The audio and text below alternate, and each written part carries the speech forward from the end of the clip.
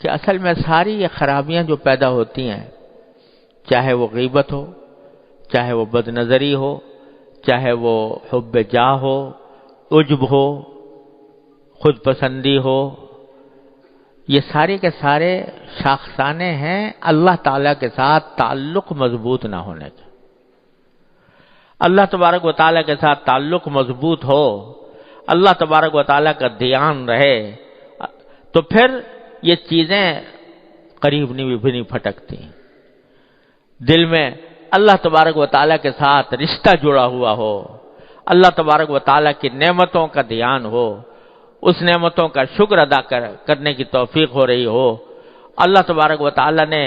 جو کچھ اس کائنات کے اندر پیدا فرمایا ہے اس میں اس کو سوچنے کی، اس کے اوپر فکر کرنے کی، اس کو سوچنے کی عادت پڑی ہوئی ہو، تو پھر یہ باتیں جو ہے یہ ہوا کی طرح اڑ جاتی ہیں، یہ انسان کے اوپر اثر انداز نہیں ہوتی۔ جبکہ خیالات کی، انسان کے جو خیالات کی رو ہے، پچھلی مرتبہ میں عرض کر رہا تھا کہ خیالات کی رو کو رخ بدلو۔ ہر وقت دل و دماغ کے اوپر جو خیالات مسلط ہیں وہ سب لذت حاصل کرنے کے ہیں، راحت حاصل کرنے کے ہیں، دنیا کے منافع حاصل کرنے کے ہیں۔ ان سے اپنے خیال کو اس طرف سے ہٹا کر اللہ تبارک و تعالیٰ کی طرف، اللہ تعالیٰ کے حاکمیت کی طرف، اس کی خالقیت کی طرف، اس کے انعامات کی طرف، اس کی نعمتوں کی طرف، اس کی طرف دھیان کو پلٹاؤ، اور ایسا ہو جائے کہ اللہ تبارک و تعالیٰ کا دھیان رہے۔ دل میں جو خیالات آئیں، وسوسے بھی آئیں، تو اللہ تبارک و تعالیٰ کی عظمت کے، اس کی محبت کے، اس کے انعامات کے وسوسے آئیں۔ اللہم اجعل وساوس قلبی خشیتک و ذکرک واجعل ہمتی و ہوایا فیما تحب و ترضی، نبی کریم صلی اللہ علیہ وسلم نے دعا سکھائی۔ تو جب یہ خیالات کی رو اس طرف پلٹتی ہے، خیال تو آئے گا، کوئی نہ کوئی آئے گا۔ خانہ خالی رہ دیو می گیرت، اگر خالی ہو گئے، اللہ تعالیٰ کے ذکر سے خالی ہو گئے، اللہ تعالیٰ کے یاد سے خالی ہو گئے، تو پھر شیطانی خیالات آئیں گے، شیطانی وساوس آئیں گے۔ اسی لیے نبی کریم سرور عالم صلی اللہ علیہ وسلم نے تلقین فرمائی کہ ان یکون لسانک رطبا بذکر اللہ، تمہاری زبان اللہ کے ذکر سے تر رہے، چلتے پھرتے اٹھتے بیٹھتے زبان پر ذکر ہو اللہ تبارک و تعالیٰ کا۔ ارے بھائی، نہ اس میں کوئی محنت ہوتی ہے، نہ اس میں کوئی مشقت لائق ہوتی ہے، نہ کوئی پیسہ خرچ ہوتا ہے۔ جا رہے ہو نا، چل رہے ہو، تو جاتے ہوئے چلتے ہوئے کوئی ذکر زبان پر لے آؤ، کوئی حافظ ہے تو تلاوت کرتا رہے، کوئی درود شریف پڑھ لو، کوئی سبحان اللہ پڑھ لو، الحمدللہ پڑھ لو، لا الہ الا اللہ پڑھ لو، اللہ اکبر پڑھ لو۔ چلتے پھرتے عادت ڈالو کہ زبان اللہ تبارک و تعالیٰ کے ذکر سے تر رہے۔ شروع میں صرف زبان تر ہوگی، لیکن جوں وقت گزرے گا اور عادت پڑے گی تو وہ زبان تر ہونے کے ساتھ ساتھ انشاءاللہ دل بھی اللہ کی یاد سے تر ہوگا۔ بعض لوگ سمجھتے ہیں کہ زبانی ذکر کرنے سے کیا حاصل، زبانی ذکر کرنے سے کیا، جبکہ دل میں اللہ تعالیٰ کا خیال نہ ہو، تو یہ خیال بھی شیطان کا دھوکہ ہے۔ یہ پہلی سیڑھی ہے، اگر یہ سیڑھی نہیں چڑھو گے تو آگے کی منزل پر تک بھی نہیں پہنچ سکتے۔ تو شروع میں زبان ہی کو تر رکھو اللہ تبارک و تعالیٰ کے ذکر سے، چلتے پھرتے اٹھتے بیٹھتے زبان پر اللہ تعالیٰ کا ذکر ہو، تو رفتہ رفتہ یہ بھی ہونے لگے گا کہ بھئی سبحان اللہ تو پڑھ رہا ہوں، الحمدللہ تو پڑھ رہا ہوں، لیکن الحمدللہ کیوں کہہ رہا ہوں کہ ساری تعریفیں اللہ کے لیے ہیں، کیوں کہہ رہا ہوں کہ اللہ تعالیٰ پاک ہے ہر چیز سے؟ تو ذہن اس طرف جانے لگے گا کہ دیکھو اللہ تبارک و تعالیٰ کی یہ پھیلی ہوئی کائنات ہے، اس میں اس کے تجلی کے مظاہر نظر آ رہے ہیں، اور یہ جو کچھ کائنات میں ہو رہا ہے اسی کے حکم سے ہو رہا ہے، اسی کی مشیت سے ہو رہا ہے، وہی کارساز ہے، وہی ملک کی مشکل کشا ہے، وہی حاجت روا ہے۔ یہ خیالات پر رفتہ رفتہ آنے لگیں گے، اور پھر یہ ہو جائے گا کہ آدمی کو چلتے پھرتے بھی اور اٹھتے بیٹھتے بھی اللہ تبارک و تعالیٰ کی یاد اس کے دل میں ہوگی، اس کی نعمتوں کے اوپر شکر ادا کرنے کا جذبہ ہوگا۔ تو ایک وقت ایسا آ جاتا ہے کہ پھر دوسرے خیالات کم پڑ جاتے ہیں، کم ہوتے ہوتے ختم ہو جاتے ہیں۔ ہمارے حضرت فرماتے تھے، حضرت عارفی قدس اللہ تعالیٰ سر، حضرت حکیم الامت رحمۃ اللہ علیہ کا یہ قول نقل فرماتے تھے کہ اب تو کچھ ایسا ہو گیا ہے کہ جیسے یوں کہہ رہے ہیں کہ اب یہ کر لو، اب یہ کر لو، اب یہ کر لو، یعنی اللہ تبارک و تعالیٰ کی طرف دھیان کی ایک صورتحال پیدا ہو گئی ہے کہ قدم قدم پر ایسا لگتا ہے کہ اللہ تبارک و تعالیٰ یوں فرما رہے ہیں کہ ایسا کر لو۔ تو ہر وقت اللہ تعالیٰ کے ساتھ ذات سے تعلق مضبوط ہو جاتا ہے۔ حضرت فرماتے ہیں کہ حضرت بیماری کے عالم میں جو مرض وفات تھا اس میں آنکھیں بند کیے ہوئے لیٹے رہتے تھے، تو اس حالت میں کبھی کوئی آدمی آ کے کوئی دوا کے لیے کوئی بات کہہ دی یا کوئی ایسی، تو کبھی آپ مختصر جواب دیتے۔ جب زیادہ دیکھا کہ لوگ اس طرح کر رہے ہیں تو ایک مرتبہ فرمایا، کیوں ایک مشغول آدمی کو تنگ کرتے ہو، کیوں ایک مشغول آدمی کو تنگ کرتے ہو؟ حالانکہ بظاہر دیکھنے میں تو مشغول کچھ بھی نہیں، بستر پہ پڑے ہیں، آنکھیں بند ہیں، ہاتھ پاؤں چل نہیں رہے، لیکن فرمایا کیوں ایک مشغول آدمی کو تنگ کرتے ہو؟ تو مشغول کاہے سے ہیں؟ مشغول ہے اللہ تبارک و تعالیٰ کے ذکر سے، اس کی فکر سے، اس کی یاد سے۔ تو اللہ تبارک و تعالیٰ اپنے رحمت سے اپنے ذات کے ساتھ یہ تعلق عطا فرما دے تو پھر یہ سارے جو جھنجٹ ہیں غیبتوں کے اور برائیوں کے اور حب جاہ کے اور حب مال کے اور حب دنیا کے اور بد نظری کے، اور یہ سب جو ہیں وہ ختم ہو جاتے ہیں۔ جیسے کل حضرت مجدود صاحب فرماتے ہیں کہ جب مہر نمایاں ہوا سب چھپ گئے تارے، جب مہر نمایاں ہوا سب چھپ گئے تارے، تو مجھ کو بھری بزم میں تنہا نظر آیا۔ تو پھر یہ ساری کائنات میں ایک ہی جلوہ نظر آتا ہے، وہ ایک ہی چیز، ایک ہی جلوہ نظر آتا ہے، انسان کے سامنے پھر کوئی اور چیز نہیں رہتی، اللہ تبارک و تعالیٰ ہی کا جلوہ، اللہ تعالیٰ ہی کا ذکر، اسی کی یاد، اسی کی فکر، اسی کی نعمتوں کا شکر۔ اور اگر کوئی تکلیف بھی پہنچی ہے، اگر کوئی تکلیف بھی پہنچی ہے تو اس تکلیف کے اوپر بھی یہ خیال ہوتا ہے کہ یہ میرے مالک کی طرف سے اس کی مشیت کا ایک حصہ ہے اور اس مشیت کے اندر ہی مصلحت ہے، مجھے اس پر اجر مل رہا ہے۔ کانٹا بھی چبھ جاتا ہے تو وہ مجھے اجر عطا فرماتے ہیں، کوئی مجھے تشویش لائق ہوتی ہے تو اس پر بھی وہ اجر عطا فرماتے ہیں۔ تو تکلیف کی حالت ہو یا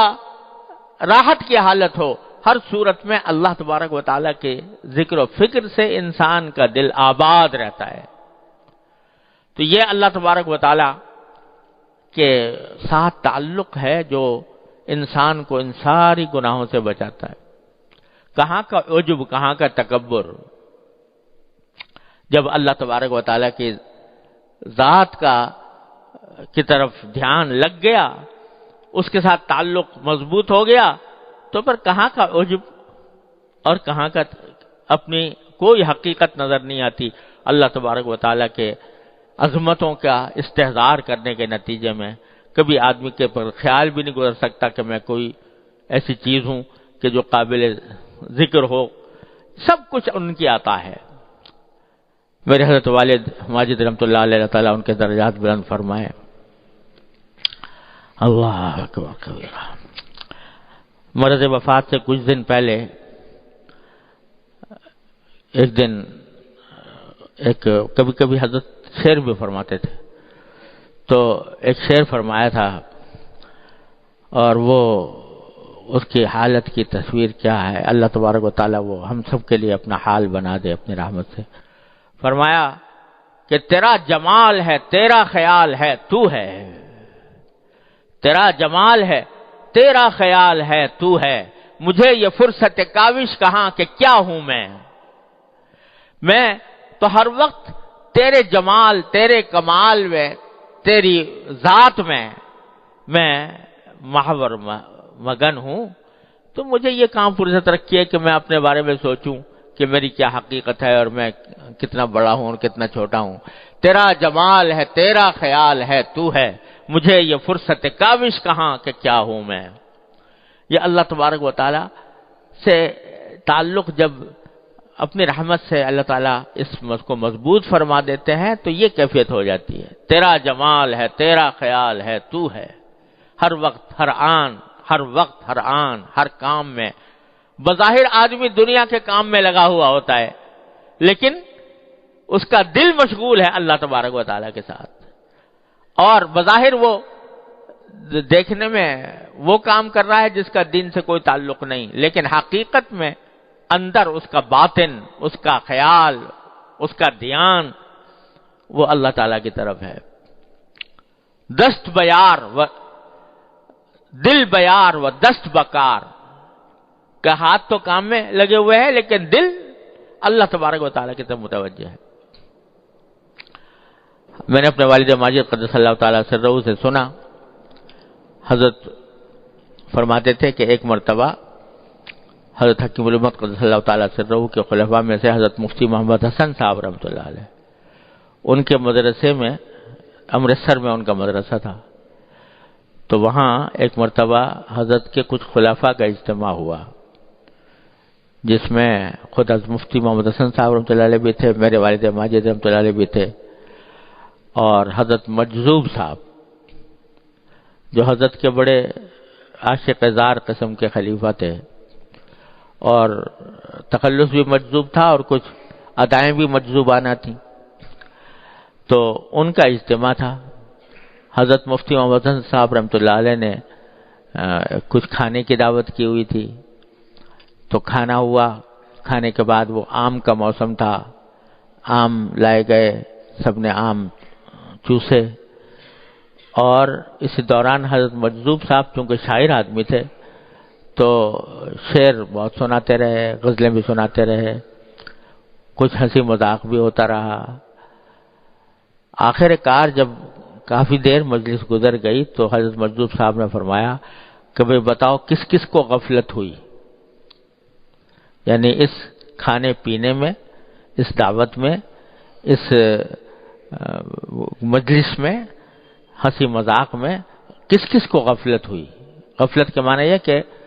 آدمی اللہ تعالیٰ کے ذکر سے غافل ہوا. تو بہت نے کہا کہ جی ہم سبھی اس وقت تو کھانے پینے میں لگے ہوئے ہیں اور اس چیز میں لگے ہوئے تھے. فرمایا الحمدللہ مجھے غفلت نہیں ہوئی.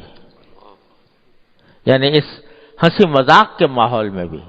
اس کھانے پینے کے ماحول میں بھی، اس دوستانہ مجلس کے ماحول میں بھی الحمدللہ مجھے غفلت نہیں ہوئی. کیا معنی کہ یہ سب کچھ ہو رہا تھا ظاہری اعتبار سے، لیکن دل اللہ تبارک و تعالیٰ کی طرف متوجہ تھا. اس ہنسی مذاق کی مجلس میں جو لطف آ رہا تھا وہ بھی اللہ تعالیٰ کی عطا تھی، اور اس کی عطا ہونے کے ناطے اس سے اس کا شکر ادا ہو رہا تھا کہ اللہ آپ نے یہ اچھی مجلس عطا فرمائی ہے، اچھا کھانا عطا فرمایا ہے، اچھی لذتیں عطا فرمائی ہیں. تو اس وقت بھی اللہ تبارک و تعالیٰ سے رشتہ الحمدللہ قطع نہیں ہوا تھا، جڑا ہوا تھا اللہ تبارک و تعالیٰ سے. تو یہ کیفیت ایسا نہیں ہے کہ کوئی ناممکن بات ہو، کوئی محال چیز ہو، ناممکن العمل ہو جاتی ہے. اور ہوتی کس طرح ہے کہ مشق سے، بار بار کرنے سے، ایک چیز کے تکرار سے پھر وہ عادت بنتی ہے، اور عادت جو ہے وہ پھر آخر کار فطرت ثانیہ بن جاتی ہے انسان کی، کہ اس میں ہر کام کے ساتھ دوسرا عمل بھی. یہ تو نبی کریم سرور عالم صلی اللہ علیہ وسلم نے مختلف مواقع پر دعائیں سکھائیں کہ بیت الخلاء میں جا رہے ہو تو یہ پڑھو، اور باہر نکل رہے ہو تو یہ پڑھو، بستر سے اٹھو تو یہ پڑھو، مسجد کی طرف جا رہے ہو تو یہ پڑھو، مسجد میں داخل ہو رہے ہو تو یہ پڑھو، نکل رہے ہو تو یہ پڑھو، بازار میں جاؤ تو یہ پڑھو، کھانا کھاؤ تو یہ پڑھو، پانی پیو تو. یہ کیوں؟ یہ اس لیے کہ تاکہ یہ کام بھی کرتے رہو اور ان کاموں کا رشتہ اللہ تبارک و تعالی سے بھی جوڑتے رہو. ہر لمحے، ہر تھوڑی دیر کے بعد، ہر تھوڑے وقفے کے بعد رجوع اسی طرف ہے، اللہ تعالیٰ کی طرف. اے اللہ آپ کا شکر ہے آپ نے یہ عطا فرما دیا، اے اللہ آپ کا شکر ہے کہ آپ نے یہ نعمت عطا فرمائی، اے اللہ ہم آپ سے مانگتے ہیں کہ ایسا کر دیجئے۔ یہ سارا دعائیں جو سکھائی گئی ہیں نبی کریم سرور عالم صلی اللہ علیہ وسلم کی طرف سے ادعیہ ماثورہ، یہ انتہائی عجیب و غریب نسخہ ہے جو نبی کریم سرور عالم صلی اللہ علیہ وسلم نے بندے کو عطا فرما دیا ہے اپنے اللہ تعالی سے تعلق جوڑنے کا۔ تو یہ اسی لیے ہے کہ کام کچھ بھی کر رہا ہو انسان، لیکن اس کا رشتہ اللہ تبارک و تعالیٰ سے جڑا ہوا ہو، اللہ تعالیٰ کی یاد اس کے دل میں ہو، اللہ تعالیٰ کا ذکر اس کے دل میں ہو، تو جب یہ کیفیت ہو جاتی ہے تو پھر یہ ساری گناہ اور ساری معصیتیں اور منکرات یہ دھوئیں کی طرح اڑ جاتے ہیں اللہ تعالیٰ کے فضل و کرم سے۔ پھر انسان کو کچھ یاد نہیں رہتا سوائے اللہ تبارک و تعالیٰ کی نعمتوں کے، اس کے ذکر و فکر کے۔ اور یہ چیز جو ہے بھائی ایک تو مشق سے حاصل ہوتی ہے، دوسرے صحبت سے حاصل ہوتی ہے، کہ جب ایسے لوگوں کے ساتھ اٹھنا بیٹھنا ہوگا جو اللہ تبارک و تعالیٰ کے ساتھ جڑے ہوئے ہیں، تو اس اٹھنے بیٹھنے کے نتیجے میں وہی کیفیت ہمارے اندر بھی آ جائے گی۔ اور اگر ایسے لوگوں کے ساتھ اٹھنا بیٹھنا ہوا جو غافل ہیں، اللہ بچائے غفلت میں ہیں، کہ اللہ تعالیٰ کی طرف دھیان نہیں جاتا، اللہ تعالیٰ کے سامنے حاضر ہونے کی کوئی فکر نہیں ہوتی، موت کا دھیان نہیں ہوتا، اور وہ غفلت کے عالم میں زندگی گزار رہے ہیں، ان کے ساتھ جب اٹھنا بیٹھنا ہوگا، ان کے ساتھ ہر وقت کی نشست و برخاست ہوگی، تو پھر وہی غفلت ہمارے اندر بھی آئی۔ صحبت کا انسان کے اوپر بہت اثر پڑتا ہے، لہذا اٹھنا بیٹھنا بھی ایسے لوگوں کے ساتھ ہو، مجلسیں ایسے لوگوں کے ساتھ ہوں جو یہ حضرت صحابہ کرام رضی اللہ تعالیٰ عنہ کے بارے میں حدیث میں آتا ہے کہ وہ جب ایک صحابی دوسرے صحابی سے ملتے تو فرماتے اجلس بنا نؤمن ساعتن، آؤ ذرا ہمارے ساتھ بیٹھ جاؤ، کچھ دیر ایمان کی بات کر لیں، کچھ دیر ایمان کا عمل کر لیں۔ تو یہ اس لیے کہ یہ مجلسوں کا اور انسان کی صحبت کا انسان کے اوپر بہت زیادہ اثر پڑتا ہے۔ تو ایسے لوگوں کی صحبت اختیار کرنے کی ضرورت ہے کہ جن کو اللہ تبارک و تعالی نے جن کا رشتہ اپنے سے جوڑا ہوا ہے، اور جتنی صحبت زیادہ ہوگی اتنا ہی وہ رنگ اپنے اندر بھی پیدا ہوگا۔ تو اور دوسرے مشق کرنے سے کہ اکثر و بیشتر جو اپنے ارد گرد چیزیں نظر آ رہی ہیں اس میں جو نعمتیں اللہ تبارک و تعالیٰ کی سامنے آ رہی ہیں، ان کے واسطے سے اللہ تبارک و تعالیٰ کا شکر ادا کیا جائے، اس کا دھیان کیا جائے کہ دیکھو میرے مولا نے میرے لیے کیا کچھ مہیا کر رکھا ہے۔ تو بس اس طرح رفتہ رفتہ انسان کے اندر یہ صفت آنے لگتی ہے۔ اور یہ بھی عرض کر دوں، ہمارے حضرت والا فرمایا کرتے تھے کہ یہ صفت ان دو عملوں سے، یعنی ایک صحبت سے اور دوسرے مشق سے آتی ہے، لیکن اس طرح آتی ہے کہ غیر محسوس انداز میں آتی ہے، یعنی وہ ترقی ہوتی ہے لیکن ترقی جو ہے وہ بعض اوقات پتہ نہیں چلتی، لیکن جب آدمی لگا رہتا ہے تو وہ ترقی ہوتی ہے۔ اور اس کی مثال حضرت یہ دیا کرتے تھے کہ جیسے ایک بچہ ہے، اس کی عمر بڑھتی ہے، تو عمر بڑھنے کے ساتھ ہر روز ترقی ہو رہی ہے اس کے اندر، یہاں تک کہ دیکھتے ہی دیکھتے بالغ ہو جاتا ہے، بڑا ہو جاتا ہے، جوان ہو جاتا ہے۔ لیکن اگر کوئی ہر روز ناپے کہ کل میں کتنا انچ تھا اور آج کتنا انچ ہوں، تو کچھ بھی پتہ نہیں چلے گا فرق، لیکن ہو رہی ہے ترقی، بڑھ رہا ہے آگے کی طرف۔ تو وہ محسوس جب لگا ہوا ہو محنت میں، کوشش میں، الذین جاہدوا فینا میں داخل ہو اور کوشش میں لگا ہوا ہو تو پھر ترقی ہوتی ہے، اگرچہ اس کو محسوس نہ ہو، اور اگر محسوس نہ ہونا ہی اس کے حق میں رحمت ہے، کیونکہ اگر محسوس ہونے لگے بہت زیادہ تو اللہ بچائے کبھی خود پسندی میں مبتلا ہو جائے، لہذا وہ محسوس نہیں ہوتا، لیکن ہوتا ہے، ترقی ہوتی ہے، جیسے کہ ایک بچہ ترقی کر کر کے جوان ہو جاتا ہے، اسی طرح یہ بھی ہوتا ہے، بشرطے کہ راستہ سیدھا ہو، راستہ سیدھا ہو اور اس راستے کے اوپر انسان اپنی کوشش نہ چھوڑے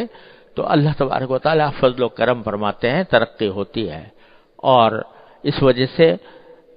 جب آدمی سیدھے راستے پر چل رہا ہو، قدم بڑھا رہا ہو، یا کم از کم قدم بڑھانے کا پورا ارادہ کیے ہوئے ہو، تو مایوسی کا کوئی وجہ نہیں ہے، مایوسی کی کوئی وجہ نہیں ہے۔ برصراط مستقیم ہے اے دل کسے گمراہ نے، جب صراط مستقیم پر آ گئے، چلنا فی الجملہ شروع کر دیا، تو اب اس صراط مستقیم پر کوئی شخص گمراہ نہیں ہوتا، مایوسی کچھ نہیں، رفتہ رفتہ اللہ تبارک و تعالی انشاءاللہ منزل تک پہنچا دیں گے۔ اللہ تعالیٰ کی رحمت سے یہ امید رکھنی چاہیے۔ اللہ تعالیٰ ہم سب کو اس کی توفیق عطا فرمائے۔